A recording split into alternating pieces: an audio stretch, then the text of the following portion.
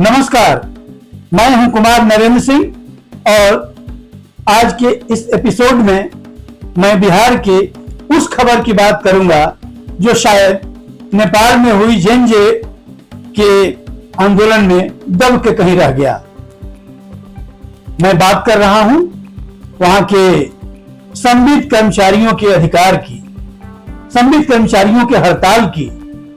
अपने अधिकार पाने के लिए वे पिछले 1 महीने से लगातार संघर्ष कर रहे हैं। पटना के गर्दनीबाग में उन्होंने अपना प्रदर्शन का केंद्र बना रखा है और वे वहीं से कभी सरकार के किसी डिपार्टमेंट, खास करके राजस्व विभाग और यहां तक कि भाजपा दफ्तर की ओर भी जाते हैं। पिछले बुधवार को ऐसा हुआ कि जब वे भाजपा दफ्तर के पास पहुंचे और अपनी मांगे रखने की कोशिश की तो उनकी कोई सुनने वाला नहीं था। हाँ, उसके बदले पुलिस ने उन पर डंडों से इतना प्रहार किया कि कई लोगों को काफी गंभीर चोटें आई और वे हॉस्पिटल में भर्ती हैं। खराब बात यह है कि उसमें महिलाओं को भी चोटें आई, महिलाओं को भी पीटा गया। पुलिस ने उन्हें भी नहीं बख्शा। मैं आपको बता दूं कि 8000 कर्मचारी किसी के कृपा के फल नहीं थे। इन्हें नौकरी मिली थी, इनका सिलेक्शन हुआ था, बाकायदा इंटरव्यू हुआ था, रिटर्न हुआ था। ये किसी के कृपा के फल नहीं थे। लेकिन जब सरकार का काम लगभग होने लगा ठीक ठाक से तो इन्हें हटा दिया गया। इन्हें भूमि सर्वे के लिए विशेष करके रखा गया था। यह अलग बात है कि अभी भी भूमि सर्वे का काम पूरा नहीं हुआ है, लेकिन सरकार को लगा कि अब इनकी जरूरत ही क्या है, बहुत तो काम हो चुका है और जो नियमित कर्मचारी हैं उनके बल पर वह कर लेगी, इसलिए इन्हें हटा दिया गया। आप कल्पना कर सकते हैं कि 8000 कर्मचारियों को निकाल दिए जाने का क्या मतलब है। इसका मतलब यही है कि कम से कम 40,000 लोगों के सामने भूखमरी की स्थिति आ गई है। इन्हें मात्र 31,000 रुपए मिलते थे। 31,000 रुपए में कोई भी कर्मचारी ऐसा नहीं था जिसके घर में कम से कम 4 सदस्य ना हो। आज उन सदस्यों के पास खाने की मुसीबत आ गई है। वे बेचारे रोजमर्रा की जरूरतों को पूरा करने में भी अपने को अक्षम पा रहे हैं। मैं आपको बताऊं कि उनकी मांग में कुछ भी ऐसा नहीं था जिसे सरकार नहीं मान सकती थी। अजीब तो यह है कि नीतीश सरकार ने वादा किया था कि वह 1 करोड़ नौजवानों को नौकरी देगी, लेकिन 1 करोड़ नौकरी देने की तो बात छोड़ दीजिए, जो बेचारे 8000 संविदा कर्मचारी थे उनको भी हटा दिया गया। अब ऐसे में आप समझ सकते हैं कि नीतीश सरकार कितनी संवेदनशील है। क्या सरकार को ऐसे ही काम करना चाहिए? सरकार की जिम्मेदारी है कि वह लोगों की जिंदगी की गारंटी ले, लेकिन नीतीश सरकार ने जिंदगी की गारंटी तो लेने की बात छोड़ दीजिए, जिंदगी को ही खतरे में डाल दिया है। प्रसिद्ध राजनीति शास्त्र लेविस ने कहा था कि लोकतंत्र एक ऐसी व्यवस्था है जिसमें हर किसी की बात सुने जाने का अधिकार है। यानी सरकार यह नहीं कह सकती कि मैं तुम्हारी बात या आपकी बात नहीं सुनूंगा। लेकिन दोस्तों, पिछले 1 महीना से ये कर्मचारी धरना प्रदर्शन कर रहे हैं, आंदोलन कर रहे हैं, भूखे पेट रह रहे हैं, लेकिन आज तक सरकार का कोई भी नुमाइंदा उनसे मिलने तक नहीं गया।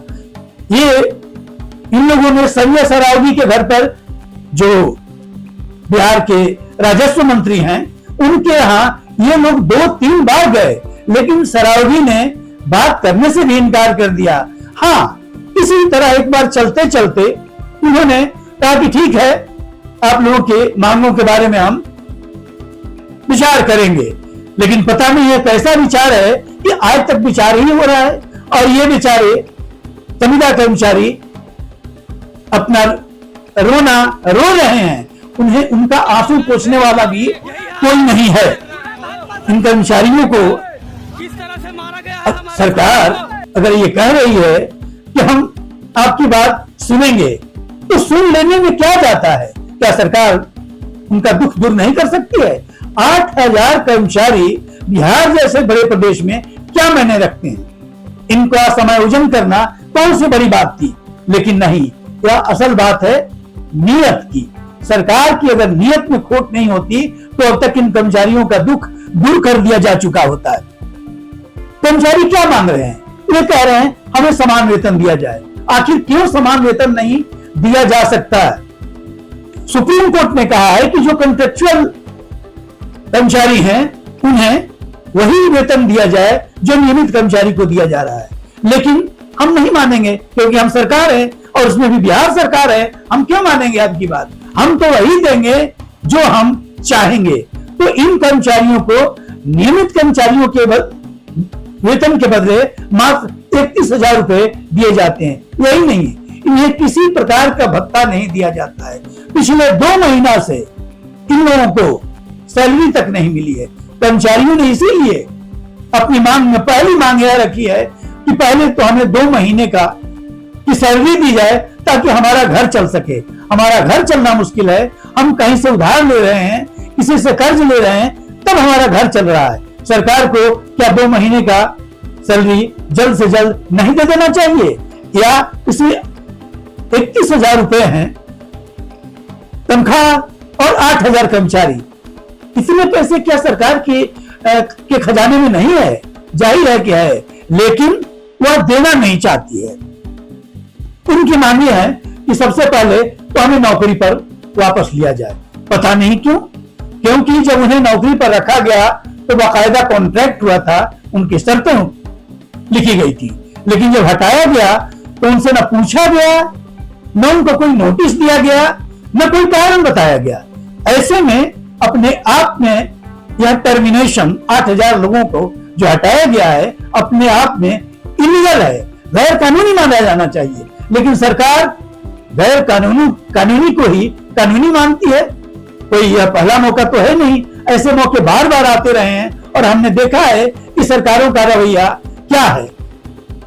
कभी दुष्यंत कुमार ने कहा था कि कहा तो तय था चरागाह हर एक घर के लिए, अब चराग मयसर नहीं शहर के लिए। तो कहा तो 1 करोड़ लोगों को नौकरी देने जा रहे थे नीतीश सरकार, और अब 8,000 लोगों को उसने हटा दिया।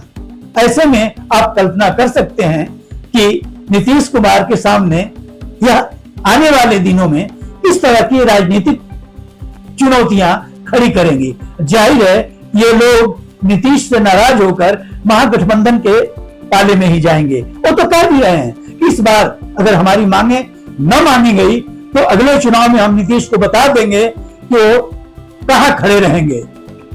ये कोई साधारण बात नहीं होती है, ये नैरेटिव नहीं है, यह हकीकत है। और हकीकत का सामना आप नैरेटिव से नहीं कर सकते हैं। नीतीश कुमार जगह जगह भाषण करने जा रहे हैं, हमने ये किया, हमने वो कर दिया। ठीक है, आपने बहुत काम किया, लेकिन ये बताइए नीतीश जी कि इन 8,000 कर्मचारियों को क्यों निकाल दिया गया? क्या इनकी जरूरत नहीं थी? फिर आगे आप इस आधार पर लोगों को नौकरियां देंगे, भर्ती करेंगे? यह बिहार जानना चाहता है, और जानना तो हम भी चाहते हैं। आप बताइए नीतीश जी कि इन्हें क्यों हटाया गया, और हटाया गया तो उसका कोई तो कारण होना चाहिए। जब इतने कर्मचारियों को लेने की जरूरत थी, आपने ले लिया, और पता नहीं किस आधार पर आपने तय कर लिया कि इनकी अब हमें जरूरत ही नहीं रही, इसलिए आपने हटा दिया। तो नीतीश जी, यह आपके लिए एक बुरा संकेत होगा अगर इन कर्मचारियों को आपने फिर से समायोजन नहीं किया, संविदा कर्मचारी के रूप में ही सही। ये अलग बात है कि कर्मचारियों की मांग है, इन कर्मचारियों की मांग है कि हमें परमानेंट नौकरी दी जाए। अगर नहीं भी दी जाए तो कम से कम इसे अन्य भत्ते तो दें। इन्हें आप बाहर भेजते हैं काम करने के लिए, लेकिन पेट्रोल तक का पैसा नहीं देते हैं। तो क्या ऐसा नहीं होना चाहिए? हम उम्मीद करते हैं कि नीतीश जी हमारी बातों को सुनेंगे और इन कर्मचारियों के हितों की रक्षा करने के लिए आगे आएंगे। धन्यवाद।